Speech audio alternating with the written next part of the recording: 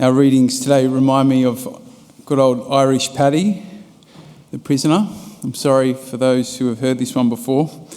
Paddy was in prison for 20 years and finally worked out a way to escape. He tunnelled his way out through the sewer, and eventually he finds a manhole and he pops out right in the middle of a kindergarten playground. All the kids around playing, and he gets up and he's so excited, he's so happy about finally being free, and he's jumping up and down, and he's missing a few teeth, he's like shouting out, he's going, I'm free, I'm free, I'm free. And a little girl comes up and goes, well sir, I'm 4. Sorry, it's pretty bad, isn't it?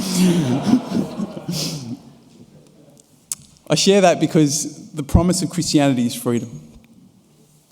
And it's not physical freedom like Paddy, but the freedom that comes from within, the freedom that brings out the very best in us, that enables us to truly flourish in life. The saints remind us that we all long for this freedom, whether we realise it or not. But unfortunately, we cannot make it happen. This interior freedom is always a byproduct of faith and love. And so today I want to reflect a little on this link between faith, love, and freedom. I want to start with our gospel today because once again we're presented with an inspiring witness of faith in this woman. Now, whenever we hear or we reflect on a character in the scriptures such as this woman today, it's important that we realise that God is, through that person, saying to each one of us that you can live this way too. So it's important that we pay attention to this woman today. The first thing we notice about her is that she's from a different part of town. Right? She's a Gentile. She's not from the right religion. And that means that she's not supposed to benefit from the God of Israel. She shouldn't be asking, let alone expecting anything from Jesus. But of course, she does ask. She does expect. She doesn't let her unworthiness get in the way. She beelines it for Jesus. The first thing that she teaches us is that we unlock the power of God by looking to Jesus. And do you notice that she didn't sort of creep up to him apologetically? She's just like, she wasn't tentative, but she sort of just came with her full heart. She came to Jesus with great courage. She obviously wasn't too worried about what others said around her. In fact, she shouts after him, Sir, Son of David, take pity on me. 2,000 years later, we can still almost hear her cry of desperation, yeah? This woman reminds us that true faith is not so much an intellectual decision, but it's a deep cry from a heart that knows its poverty and weakness and isn't afraid to acknowledge it, which of course can be kind of humiliating, can't it, when we really get in touch with our deep need. We don't usually like to acknowledge our weakness and our failures, which is probably why we aren't recipients of more miracles in our life, because we're just not prepared to go there. Now, usually when someone reached out to Jesus with great faith like this woman, he would respond really positively, right? But did you notice it's a little different with this woman? Firstly, he flat out ignores her, like on purpose. It doesn't sound like Jesus, does it? And then she comes, kneels before him, and continues to plead with him. And he seems to kind of insult her. He says, hey, sorry, I can't give food to the house dogs that is meant for the children. It's hard to believe these words are coming from the mouth of Jesus, right? It seems like he's having a really bad day or something. But of course, he's using this as an important teaching moment. What Jesus is actually doing here is pointing out this supposed barrier that was between the Jews and the Gentiles. I think what Jesus is actually doing is challenging this woman. He's saying, hey, here is the reason why everyone thinks that you can't expect anything from God. What are you going to do about it? And what does she do about it? Well, she takes up the challenge, doesn't she? She takes his bait. She keeps asking, she keeps expecting, she keeps believing that Jesus can save her daughter. In her humility, she says, yeah, look, I might just be like a house dog, but all I need is just a little scrap to fall from that table, and that'll be enough. She kind of gets one up on Jesus, which is exactly the kind of response that he would have been hoping for. It was her persistent faith in Jesus that broke through that barrier between her and God. And her daughter was made well again. She was set free, yeah. This woman is a reminder to us that the barrier that can be between us and God is never on God's side, it's always on our side. There might be some here tonight who are not a Christian, or you don't consider yourself particularly religious, or maybe you're conscious of all your failures in terms of your faith and your relationship with God. But all of that does not need to be an obstacle. You too can expect great things from God, just like this woman, so long as you keep looking to Jesus with faith, so long as you keep asking and keep expecting. We don't know what happened with this woman after the miracle, but we can assume that she probably started a journey of following Jesus, right? Like many others who were recipients of his miracles. That was the main reason why Jesus performed miracles in the first place, right? Yes, he wanted to heal people, he wanted to deliver them and restore them back to life, but the ultimate reason he performed favours was so that people would follow him as their Lord. Jesus knew that that's the only way we find true freedom. Not just being recipients of his miracles, his favours, but through an ongoing relationship with him. This woman had received a big favour from Jesus, but she still needed to go on a journey to receive the freedom that he really wanted to give her. She'd already shown great faith to start the journey, but if she wanted to continue it, her faith still needed to mature. Her faith was strong, but it was transactional. It was focused on what Jesus would do for her. You've probably noticed in your own life, those relationships that kind of remain at the level of transaction, they don't tend to go very deep, do they?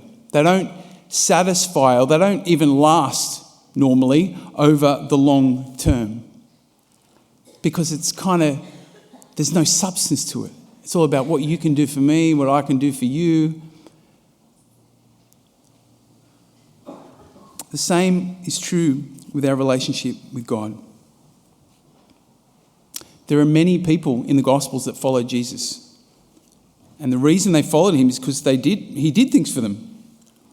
He fed them, he healed them. But as soon as he stopped doing that, as soon as he stopped granting them these favours, as soon as he started to sort of call them to follow him, to pick up their cross, did you notice that most of them fell away? Because they couldn't see any benefit anymore in following Jesus. Here's my key point today. If our journey with Jesus is really going to flourish over the long term, then our transactional faith, it needs to evolve into a genuine love of God. And I want to suggest that's actually what true faith is. It's a deep, persistent love of God. That's the point that God is making through the prophet Isaiah in our first reading today. Again, God is speaking to a people who are outside the proper religion, right? And he says to them, those who attach themselves to me, who serve me and love my name, these I will bring to my holy mountain. These are the ones that will experience true freedom. God is saying, I'm not worried about your religious practices if they're different from ours. I'm not worried about that. What matters to me is that you love me. Is that your heart is truly open, that you're up for a relationship. You see, it's our love for God that deepens our union with him and opens us more and more fully to his liberating grace. Ultimately, it's only love that can do that. Now, what does it look like to love God? It's not too dissimilar to loving other people, right? Love is love. To love God means making a commitment to being in relationship with him. It means making an effort to get to know him. It means investing time regularly just to be with God, to be in God's presence without expecting anything in return. But perhaps the greatest sign that we are loving God is that we are putting God first. See, faith is not so much about what we get from God, but it's about what we give to God. Jesus, remember, he said the greatest commandment is to love your God with all your heart, mind, soul, and strength. To dedicate every part of your life to glorifying God, living with an undivided heart. And that ultimately means embracing God's will for your life. Loving God means doing our best to live his commandments, to follow wherever he leads us. Loving God means letting go of our agenda and submitting ourselves to God's plans and purposes for our life, trusting that that is actually what is best for us. Now, we could say that the whole Christian journey is this process of moving from transactional faith into a genuine love of God. And it's a journey, it's a process that takes a whole lifetime. We need to be patient with ourselves, right? Because we are wired to be self-sufficient, to be self-centered, to be transactional in our relationships, not only with God, but with one another. And we call that original sin, yeah? This hyper-focus on self. So we need to be patient with ourselves. It's going to take time to undo that. But we also need to take initiative to undo it, or to work with God's grace so that God can undo it, right? And tonight I want to suggest two things that we can do in our everyday life to actively grow in our love for God. The first is to make sure that we are engaged in a community of faith.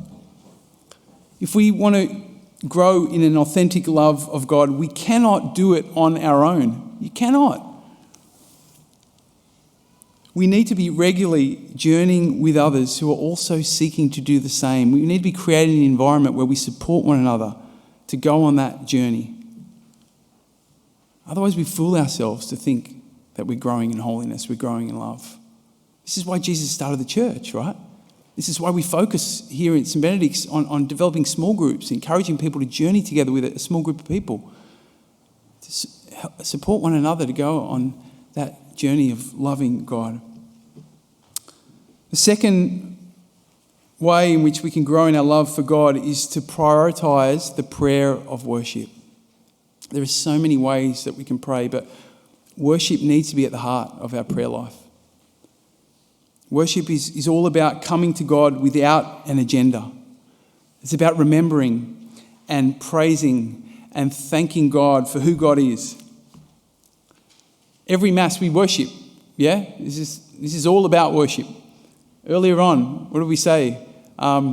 We praise you, we bless you, we adore you, we glorify you. A little bit later in Mass, we're going to say, Holy, holy, holy, Lord God of hosts, heaven and earth are full of your glory, right? We worship constantly in and through our celebration of Mass, but we also need to be worshipping at home every day. Just taking a moment to draw alongside our God, to worship our Creator, to consciously call to mind the goodness of God, and just to be in God's presence.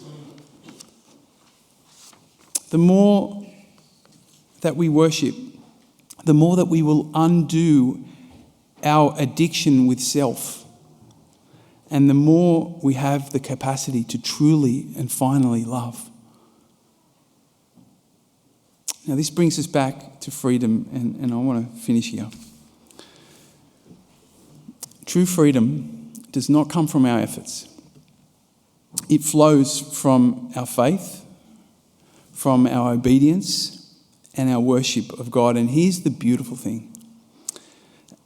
As our relationship with God shifts from self-seeking to genuine love, the same thing will start to happen in our relationships with others.